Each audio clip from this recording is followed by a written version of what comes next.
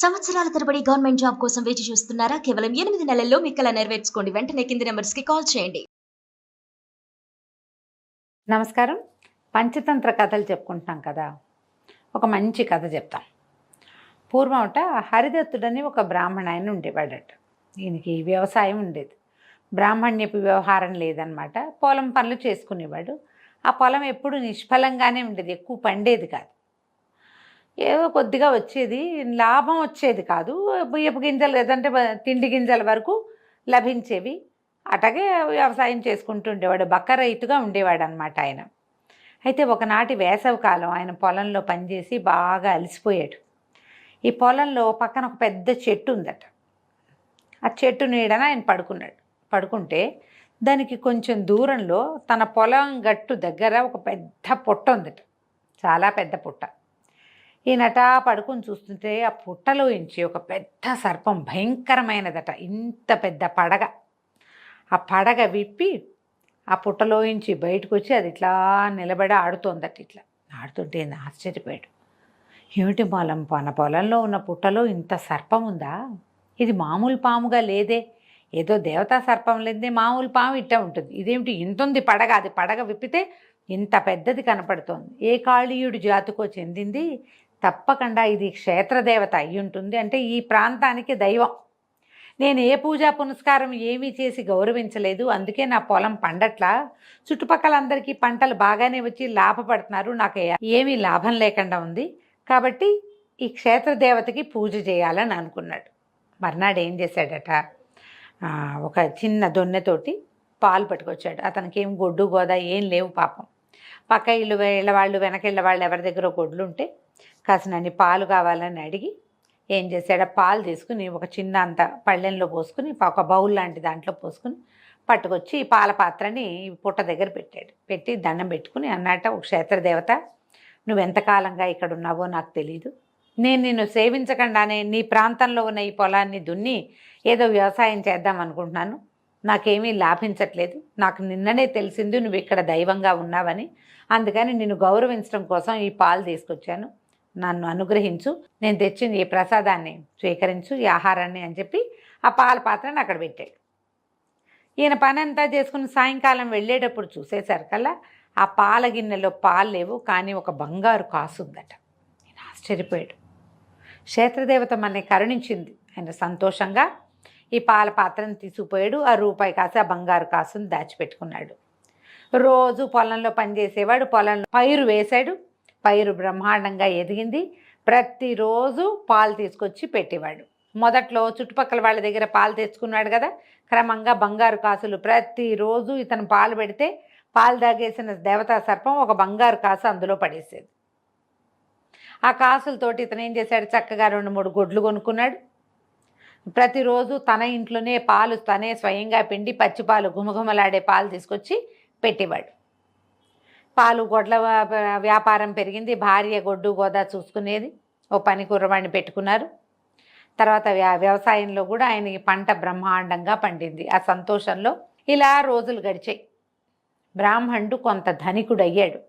ప్రతిరోజు మరి బంగారు కాసు వస్తుంది కదా, కాసులు బాగా చేరుతున్నాయి, గొడ్లు పెరిగినాయి, పొలం పండుతోంది.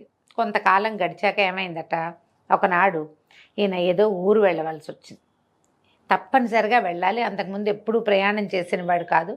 కానీ అప్పుడు ఏమనుకున్నాడు, మన క్షేత్రదేవతకి పాలెట్లాగా అని ఆలోచించి కుమారుణ్ణి పిలిచి, ఈ హరిదత్తుడు మిత్రదత్తుడు అనే తన కుమారుని పిలిచి, అబ్బాయి, మన పొలంలో క్షేత్రదేవత ఉంటుంది, దేవతా సర్పం, ప్రతిరోజు పాలు పట్టుకెళ్ళి పెట్టు అని చెప్పాడు.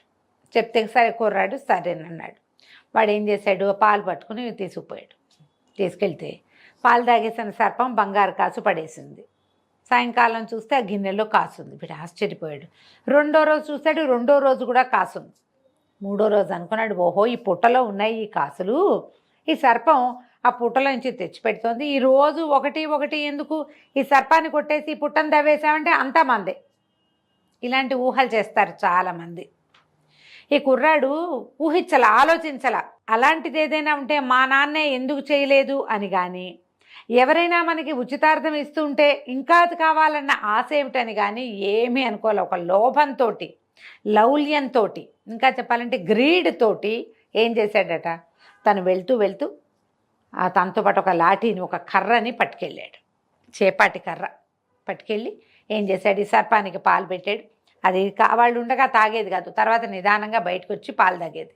అది పాలు తాగుతుంటే చెట్టు పక్కన దాక్కున్నవాడు ఒక్క అంగలో పుట్ట దగ్గరికి పరిగెత్తి లాఠీ కర్ర పెట్టి కొట్టేశాడు పావుని. కొట్టేసేసరికల్లా దెబ్బ అదాటున ఏదో సుమారుగా తగిలింది, గట్టి దెబ్బ తగిలేసింది పావుకి. కానీ అది దేవతా సర్పం అవటం, ఇంత పెద్ద పడగుంది, దానికి అంత గట్టి దెబ్బ కాదు, అంటే ప్రాణం పోయే దెబ్బ కాదు, నొప్పి పెట్టే దెబ్బే. కానీ సర్పం తిరగబడిపోయి ఆ పాలను తోసేసి ఇంతెత్తున పడగ లేపి ఆ కుర్రాడిని కాటేసింది. పాము కాటు తిన్న కుర్రవాడు పడిపోయాడు. అది మహాదేవతా సర్పం, కూరల నిండా విషం ఉంటుంది. కొంతకాలంగా ఎప్పుడూ ఎవరిని కాటేయకుండా ఉండటంతో అమిత క్రోధంతో దెబ్బతిన్న కష్టంతో వేసిన కాట అయ్యేసరికల్లా కుర్రాడు కాస్త వెంటనే మరణించాడు. సర్పం లోపలికి వెళ్ళిపోయింది. పిల్లాడు ఎప్పటికీ రాలేదని తల్లి చుట్టుపక్కల వాళ్ళని కేకేస్తే 2-3 కలిసి వెళ్ళి పొలంలోకి చూస్తే ఏముంది, నురగలు కక్కుతూ కింద పడిపోయి ఉన్న కుర్రాడు కనిపించాడు. అయ్యో అయ్యో పాము కాటందిందన్నారు, తీసుకెళ్లారు. తండ్రి వచ్చే లోపలే కుర్రవాడి అంత్యక్రియలు కూడా జరిగిపోయినాయి. ఊళ్ళో జనమంతా చెప్పారు, మీ దగ్గర పుట్ట ఉంది, ఆ పుట్టలో ఉన్న పాము పిల్లాడిని కాటేసింది, ఇదే జరిగింది అని అనేసరికల్లా తండ్రి వలవల ఏడ్చడానికి అర్థమైంది, వీడేదో చేశాడు ఆ పావుని, అందుకే ఇలా జరిగింది, లేకపోతే జరగదు. ఎందుకంటే కొన్ని నెలలుగా, కొంతకాలంగా ప్రతిరోజు నేను పాలు పట్టుకెళ్ళి పెడుతుంటే సర్పం తల తిప్పి నన్ను చూడండి, పిల్లాడిని ఎందుకు కాటేస్తుంది, వీడు ఏం చేశాడు ఊహించాడు. అక్కడ కర్ర ఉంది అదని చెప్పారు కూడా ఒకళ్ళిద్దరు, అక్కడ కర్ర పడి ఉంది అని. మీ ఇంట్లో, మన ఇంట్లో ఉండవలసిన కర్ర పుట్ట దగ్గర ఉందంటే కొడుకే తీసుకెళ్ళాడనమాట. ఇవన్నీ ఊహించుకుని ఆయన దుఃఖించి ఇంకేం చేస్తాడు, ఊరి నుంచి తిరిగి వచ్చాక ఈ కథ అంతా విని భార్యను ఓదార్చాడు, దుఃఖపడ్డాడు. మర్నాడు పొద్దున యథావిధిగా దొన్నెలో పాలు పట్టుకుని పుట్ట దగ్గరికి వెళ్ళాడు. వెళ్ళి పాలు పెట్టి నమస్కారం చేశాడు. క్షేత్రదేవత, నన్ను క్షమించు, నా కుమారుడి అవజ్ఞ మన్నించు, వచ్చి పాలు స్వీకరించు అంటే సర్పం రాల. అతను ఎంతసేపో నిలబడ్డాడు. నిలబడిన తర్వాత అతను దుఃఖపడుతుంటే సర్పం లోపల నుంచి బయటకు వచ్చింది అని చెప్పి ఆవిడకి సర్పానికి తెలిసిపోయింది. వీడు కూడా గ్రీడ్తోటే, కుమారుణ్ణి కోల్పోయిన దుఃఖం ఉన్నప్పటికీ బంగారు కాసు వస్తుంది కాబట్టి పట్టుకొచ్చాడు, లేకపోతే ఎందుకు తెస్తాడు. ఆ సర్పం బయటకు వచ్చి ఏం చెప్పిందంటే, ఓ ఈ బ్రాహ్మణ, ఇక మీద నువ్వు రావద్దు, నేను ఎప్పటికీ లాఠీ దెబ్బని మర్చిపోను, నాకు తగిలిన దెబ్బని నేను మర్చిపోను, నీ కుమారుడి దుఃఖాన్ని నువ్వు ఎప్పటికీ మర్చిపోలేవు, కాబట్టి ఇక మళ్ళీ నువ్వు నా దగ్గరికి రావద్దు, నేను కూడా ఇక్కడ ఉండను, ఇంకా నేను వెళ్ళిపోతున్నాను, నేను ఆ దెబ్బ మర్చిపోలేను, నువ్వు నా వల్ల జరిగిన నష్టాన్ని నువ్వు కూడా మర్చిపోలేవు, కాబట్టి మళ్ళీ రావద్దని ఒక మణిని తెచ్చి పాల గిన్నెలో పడేసిందట. ఈ మణిని తీసుకుని వెళ్ళిపో, ఇంకొకసారి నా దగ్గరికి ఆశగా నువ్వు రావద్దు అని చెప్పేసి సర్పం లోపలికి వెళ్ళిపోయింది. మళ్ళీ ఆ సర్పం అక్కడ కనపడలే. ఆయన ఆ మణిని మాత్రం తీసుకుని, కుమారుణ్ణి కోల్పోయాను, ఈ మణి మాత్రం దొరికింది, పిల్లవాడికి ఒరే ఏమి చేయకూడదు, అలాంటి జాగ్రత్తలు ఏం చెప్పలా, నేను వాడు ఆశపడతాడని నేను ఊహించలేదు, మానవ సహజమైన ఈ ధోరణిని నేను ఊహించక పిల్లవాడికి చెప్పకపోవటం వల్ల, వాడి ముందు వెనుక ఆలోచించకుండా ఈ పని చేయటం వల్ల ఇలాంటి నష్టం జరిగింది, వాడికి జీవితం పోయింది, మనకి జీవిక కూడా పోయింది, ఇంకా డబ్బు వచ్చే ఆసరా లేదు, ఆల్రెడీ ఆ సర్పం ఏమి ఇచ్చిందో ఇంకా అదే ఉందని హరిదత్తుడు పరమ దుఃఖంతో వెనక్కి తిరిగి వెళ్ళిపోయాడు. ఆ తర్వాత మళ్ళీ ఆ దేవతా సర్పం అక్కడ కనపడలేదట. అత్యాశకి పోతే, గ్రీడ్తోటి ప్రవర్తిస్తే ఇలా మూలఛేదం అయిపోతుంది. మొదటికే మనం నష్టపోతాం. ఏదైనా ఒక లాభం లభిస్తున్నప్పుడు అయాచితంగా ఒకటి లభిస్తుంటే మొత్తం లాక్కోవాలన్న ఊహ చెయ్యకూడదు. ఆ లభించేది ఎట్లా ఫ్లో జాగ్రత్తగా వస్తుందో ఆ ఫ్లోని అలాగే తీసుకోవాలి.